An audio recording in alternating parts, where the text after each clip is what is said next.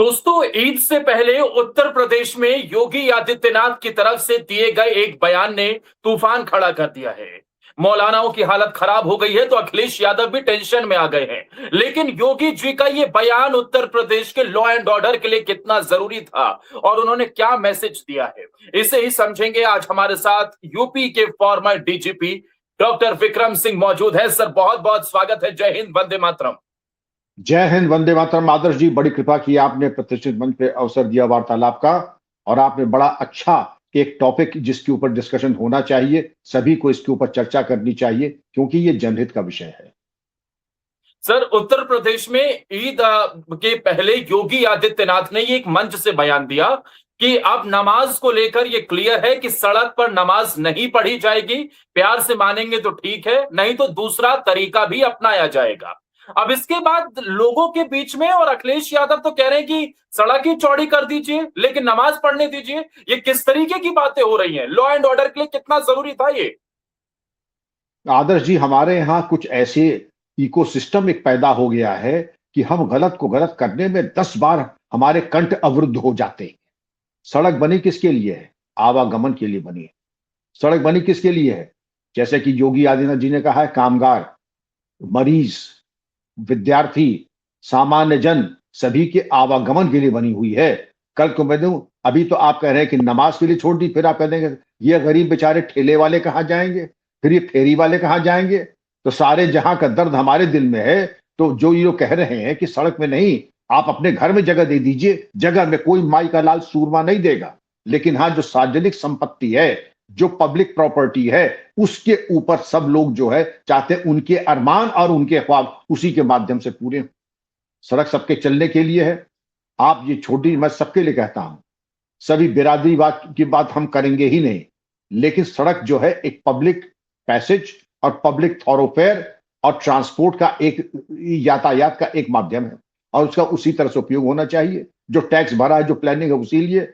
और सड़क चौड़ा करना इतना आसान है। और क्या सड़क जिस दिन चौड़ी हो जाए, क्या वहां पर इस तरीके के अतिक्रमण और यहां पर अवांछित कार्रवाई बंद हो जाएंगी? और ज्यादा होंगी, क्योंकि आपने दिल में वो जगह छोड़ रखी है कि हम इनको बर्दाश्त भी नहीं करेंगे, हम इनको प्रमोट करेंगे। सवाल ये उठता है, योगी जी ने क्या गलत कह दिया? उसके बारे में कहेंगे कि दूसरे लोगों ने, मौलाना ने इसका विरोध कैसे किया।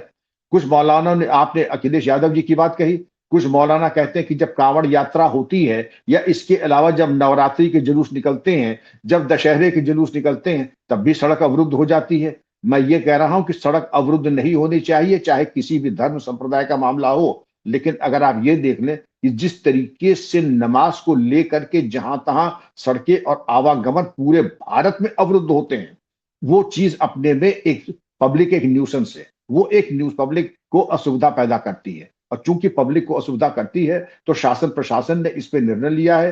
और जो योगी आदित्यनाथ जी ने कहा है, मैं उसका स्वागत करते हुए मैं ये कहूंगा, और हमारे मुसलमान भाइयों में जो जिम्मेदार लोग हैं, एक बहुत मौलाना जो पढ़े लिखे हैं, उन्होंने यही कहा कि जमीन अगर आपकी नहीं है, जमीन सार्वजनिक है, जमीन प्राइवेट है, तो जब तक आप इजाजत न ले लें तब तक आपको उसके ऊपर नमाज पढ़ने का हक नहीं है और नमाज आपकी कबूल भी नहीं होगी। अगर आपने नमाज, ये मैं नहीं कह रहा हूं, ये आलिम कह रहे हैं, मौलाना कह रहे हैं।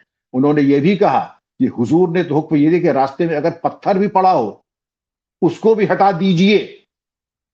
ये है उनका मतलब, एक तरीके से सिविक सेंस, कि रास्ते में अगर पत्थर पड़ा है आप उसको भी हटा, जिससे लोगों को असुविधा ना हो। यहां आप खुद असुविधा पैदा करने के इंतजाम और व्यवस्था कर रहे हैं। और उनके जो अल्फाज थे, मखलूक को नाराज कर खालिक को खुश कैसे करेंगे।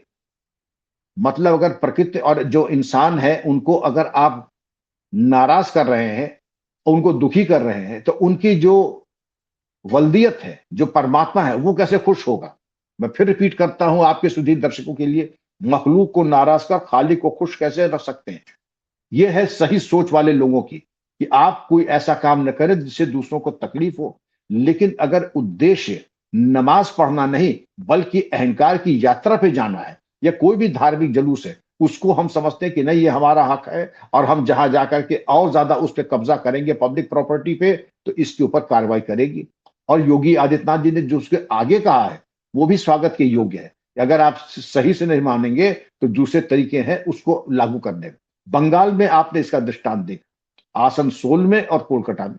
पहले मनवाया गया, आसनसोल में हिंसा हुई, पुलिस की चौकी पे आक्रमण हुआ और वाहन जलाए गए। उसके बाद जब पुलिस अपने पर आ गई, जब उनका इलाज कर दिया, तो आसनसोल भी ठीक हो गया और कोलकाता भी ठीक हो गया। और योगी जी ने तो फॉर्मूला भी दे दिया, और योगी जी ने फॉर्मूला दे दिया कि आप जो है शिफ्ट में पढ़ लीजिए और अपने घर के जो इलाके में आपकी मस्जिद हो वहां पर जाकर के नमाज पढ़ लीजिए। लेकिन अगर सबको वहीं जाना है जहां सबसे ज्यादा भीड़ भाड़ हो, या वहां जाना है जहां पर आप समझते हैं कि आप कोई पॉइंट प्रूव करेंगे, तो शायद वो चीज औचित्यपूर्ण नहीं है। जी आदर्श जी। और सर, इस मामले पर क्या किसी भी पॉलिटिकल पार्टी को सियासत करना सही है? क्योंकि क्या संविधान सर ये इस बात का अधिकार देता है कि किसी भी सार्वजनिक जगह पर, सड़क पर आप नमाज पढ़िए या फिर अपनी इबादत कीजिए?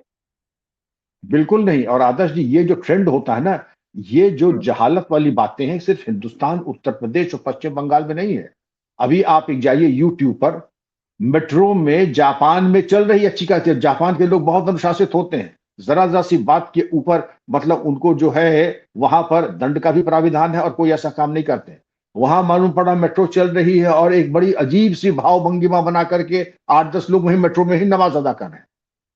देखिए, अगर इतने बड़े ही आप जो हैं इबादत वाले हैं, तो उसका जो है इम्पैक्ट आपकी हरकतों में भी होना चाहिए। आपने दरअसल वहां पर जो चलती फिरती मेट्रो में लोगों को असुविधा उत्पन्न की, आवागमन में आपने जो कठिनाई उत्पन्न की, इसका कोई नहीं। और कानून में इसका प्राविधान है कि अगर आपने पब्लिक न्यूसेंस किया तो पुलिस के पास पूरी ताकत है आपके ऊपर कार्रवाई करने का। और कार्रवाई की कई चीजें हो सकती हैं। या तो वो होगी जो पुरानी सीआरपीसी में धारा 151 सीआरपीसी की थी कि हम्म।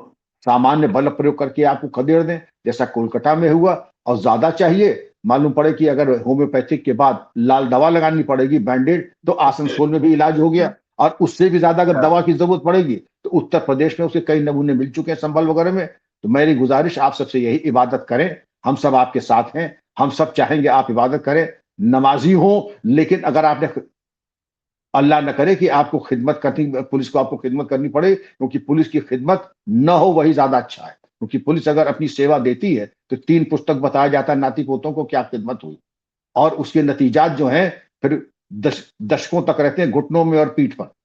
तो पुलिस को सेवा का अवसर न दीजिएगा, इबादत कीजिए, हम आपके साथ हैं। हम आपकी इबादत के लिए नमाज की व्यवस्था करवाएंगे। हम जब हम कह रहे हैं तो पुलिस करवाएगी आपको। लेकिन मनमाने तरीके से सार्वजनिक स्थान पर अगर इस तरीके की हरकत करेंगे तो शासन ने रुख बड़ा पहले से कर दिया है। और राजनीति की बात आपने कही, जब तुष्टीकरण की राजनीति छत चढ़ के बोलेगी तो क्या सही है क्या गलत वो नहीं सोचता है आदमी। आदि आदमी ये सोचता है कि मेरा राजनीतिक लाभ कहाँ है, और उस लाभ के लिए हमारे आपके किसी के भी देश के सामान्य लोगों के हितों के ऊपर कुचल करके आगे बढ़ने की कोशिश की जाती है।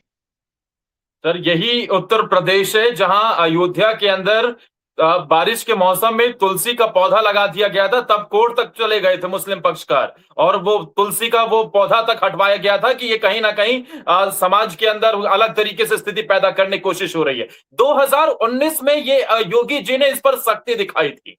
2026 के अंदर बंगाल में भी ऐसा दिखने लगा है। लेकिन 2025 के अंदर एक मौलाना था सर, तौकीर रजा, जिसने इसे चुनौती देने की कोशिश भी की थी। पुलिस पर वहां पर पत्थरबाजी से लेकर उसके गुंडों ने न जाने क्या क्या किया। वही तौकीर रजा जिसके आगे पहले की सरकारें सरेंडर थी, और अब उसका पता नहीं कहां है वो, उसका तो अच्छे से इलाज हो गया। आदर्श जी, सब जानते हैं तौकीर कहां पर है। उसने तो ये भी कहा था अभी तो हम अपने जो है नौजवानों को कब्जे में किए हुए हैं, इसलिए हालात सब बिल्कुल मामूल है, हालात खैरियत से हैं। लेकिन अगर ये हमने नौजवानों को खुला छोड़ दिया तो खून की नदियां बहने लगेंगी। तो खून की नदियां तो न बहा पाए आप, आपके मंसूबे तो बहुत बड़े थे। हाँ, पुलिस की लठ और पुलिस ने जो आपको नसीहत दी, आपके लिए तो हेलीकॉप्टर हवाई जहाज जाते थे बरेली से लखनऊ लाने को, और लखनऊ में आपका इस्तकबाल ऐसा होता था कि क्या सुपर वीआईपी का होगा। लेकिन वो जमाने चले गए आदर्श जी, जब खलील खां फाख्ते उड़ाते थे। आपको आपकी औकात कानून ने, आईन ने बता दी। आप जहां खून बहाना चाहते थे, आईन यानी कानून ने आपकी औकात आपको बता दी। और ये बात तौकीर रजा खां की अकेले की नहीं है, मेढकी को भी कभी कभी जुकाम होने लगते हैं। एक मौलाना मदनी है जिन्होंने कहा हमको दबाया जा रहा है, हमारे हुकूक खत्म किए जा रहे हैं, हमसे ये कर। अरे किसको इंटरेस्ट है आपको कुछ करवाने में? आप जो हर चीज जो है आप ये समझते हैं हम वंदे मातरम नहीं गाएंगे, हमारे उसूल के खिलाफ है। उसूल के खिलाफ तो ये भी थोड़ा आलिमों के साथ मैं भी उठता बैठता हूँ। फोटो खिंचवाना भी नाजायज, फोटो खिंचवाना अब वो भी हराम है, टीवी पे जाना भी हराम है, कॉस्मेटिक्स का इस्तेमाल भी हराम है, बाल रंगना भी हराम है। अरे मानो तो सब मानो, वरना कुछ मत मानो। लेकिन हर चीज जहां पर आप समझते हैं आपकी वोट की राजनीति आगे बढ़ेगी, वो तो हम करेंगे। नहीं तो बाकी तो शरीयत में तो ये भी तो है, शरीयत में तो ये भी है कि अगर आप चोरी करेंगे तो हाथ काट दिए जाएंगे। आपने उसके बारे में कभी नहीं कहा कि हमारे जो अगर कोई हमारे दीनी कोई पकड़ा जाए तो उसकी सजा शरीयत के मुताबिक हो, वो आप कभी नहीं कहेंगे। फिर तो आप कहेंगे नहीं, उसकी सजा जो होनी चाहिए भारतीय नागरिक सुरक्षा संहिता के अनुसार होनी चाहिए, शरीयत से नहीं होनी चाहिए। फिर पासपोर्ट सर, वगैरह मत लीजिए, क्योंकि फोटो खिंचवाना और फोटो लगाना तो पासपोर्ट भी हराम है आपकी। लेकिन बिल्कुल। उसमें कोई चीज नहीं, पिक एंड चूज। सर, 2019 से पहले आप क्योंकि बतौर डीजीपी भी रहे और आपने उत्तर प्रदेश की अच्छे से कमान संभाली, मैं समझना चाहता हूं उस वक्त की तस्वीर में और आज की तस्वीर में जो सड़कें थी नमाज को लेकर, जो फ्राइडे के दिन खास तौर पर हालात बनते थे, क्या सिचुएशन आप अब डिफरेंस देख रहे हैं? कोई मुकाबला ही नहीं आदर्श जी। तब तो बिल्कुल खुला खेल फर्रुखाबादी, जिसको जहां आया चला गया। आज छूट और स्वतंत्रता पूरी है और उतनी ही इज्जत है जितनी हमेशा रही है। लेकिन आज ये नहीं है कि चाहे हम हो, आप हो या कोई नमाजी हो, मनमाना काम सड़क पे कर लेगा, ये संभव नहीं है। और ये बात हर जुलूस के ऊपर लागू हुई है और नमाज के ऊपर भी लागू। योगी जी ने एक और बात कही है कि अगर जगह नहीं है घर में पढ़ने के लिए, तो फिर इस बात को तो अपने तरीके से भी समझिए। फिर तो उसमें जनसंख्या नियंत्रण और बाकी चीजें भी होनी चाहिए। क्यों बिना मतलब इन सारी चीजों को एक्सपेंड किया जाता है और आपके खाने के लाले पड़े हुए हैं? आपने सही कहा, योगी जी की बात बड़ी सारगर्भित है। आप कहते हैं हाँ। कि जनसंख्या नियंत्रण नहीं करते क्योंकि वो अल्लाह की नेमत है। अगर अल्लाह की नेमत है तो भाई फिर सरकार की नेमतें क्यों ले रहे हो, उसको मना कर दो।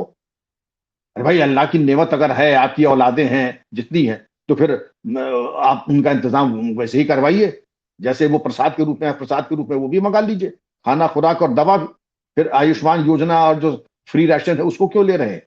लेकिन दोनों तरफ से, हम इधर से भी फायदा और उधर से भी फायदा। ये योगी जी की बात है, ये बिल्कुल जनहित में है, राष्ट्रहित में है। इसका मैं स्वागत करता हूं आदर्श जी। सर, ये पुलिस प्रशासन के लिए कितनी बड़ी चुनौती होती है? और क्या नमाज सड़कों पर पढ़े जाने के साथ साथ इसके इशारे पर या फिर इसकी आड़ में ये उत्तर प्रदेश में कई बार दंगा भड़काने की भी कोशिशें हुई हैं? शरारती तत्व तो हमेशा सब हमेशा रहे हैं, लेकिन आज हाँ। का युग बदल चुका है। अब पुलिस को बिल्कुल सख्त हिदायत है और पुलिस जो है वो पूरी तरीके से तैयार है। जैसे पहले कभी कभार होता था कि लोगों ने दंगे फैलाने की कोशिश की, ये मौलाना तौकीर रजा की आपने कहा, और उनकी तरह ये खून की नदियां बह जाएंगी। तो खून की नदियां नहीं बहेंगी, जो बवाली हैं और जो दहशतगर्द हैं, खून उन्हीं का बहेगा। इसलिए आप समझ लीजिए कि आप अपनी मुसीबत को दावत न दें, क्योंकि पहले की पुलिस सोचती थी इसके दूरगामी परिणाम क्या होंगे, राजनीतिक आकार इसको कैसे लेंगे। आज ये मालूम है ये सड़क सबकी है, हिंदू की भी है, मुसलमान की भी है, आवागमन का मार्ग है। गुंडई करोगे तो भुगतोगे। सर, उत्तर प्रदेश के अंदर पहले की तस्वीरों में लॉ एंड ऑर्डर के मामले में अब काफी कुछ बदल चुका है और अब यही मॉडल क्या बंगाल में भी लागू होना शुरू हो गया है? वहां आप कैसे देखते हैं इसे? मुझे उम्मीद थी कि पश्चिम बंगाल को कुछ समय लगेगा उत्तर प्रदेश के मॉडल को लाने में, बुलडोजर मॉडल को लाने में। दिखाई ये पड़ रहा है कि पश्चिम बंगाल की प्रगति बहुत ही अच्छी, काबिल एहतराम और काबिल तारीफ है। मैं बधाई दूंगा शुभेंदु अधिकारी जी, माननीय मुख्यमंत्री जी को, उनकी टीम को। उन्होंने वक्त से पहले और उम्मीद से ज्यादा यूपी और बुलडोजर मॉडल को लगाया, जिसकी पश्चिम बंगाल की पीड़ित जनता जिस तरह से स्वागत हो रहा है। क्योंकि ये कूड़ा करकट 15 साल का नहीं था, ये 50 साल का था, जिस तरीके से उन्होंने पश्चिम बंगाल ऐसे उत्कृष्ट प्रांत का सत्यानाश किया। लेकिन अब सुधार आ रहा है और ये एक बहुत ही संतोष और पूरे भारत के लिए, पश्चिम बंगाली के लिए नहीं, पूरे भारत के लिए बहुत हर्ष का विषय है। कुछ लोग तो इसे कह रहे हैं कि योगी जी ने आगे आने वाले चुनाव को लेकर ऐसा बयान दिया। ऐसा तो नहीं है सर, योगी जी तो हमेशा से सख्त रहे हैं। योगी जी हमेशा सख्त थे, जब मुख्यमंत्री नहीं थे तब भी उनकी भाषा शैली में कोई परिवर्तन तब भी, और आज तक मैं देख रहा हूं कोई परिवर्तन नहीं आया। कानून में सही और गलत, क्योंकि इसको कहते हैं कि स्पष्टवादिता, 2+2=4। जब मौका परिस्थिति करने दें, 2+2=3.5 नहीं, 2+2=5.8 ना। योगी 2+2=4 और ये हमेशा था, है और रहेगा। कुछ लोग होते हैं मौका परस्त होते हैं, आदमी का चेहरा देख के बात करते हैं, योगी जी उनमें से नहीं है। सर बहुत बहुत शुक्रिया, आपने अपना समय दिया।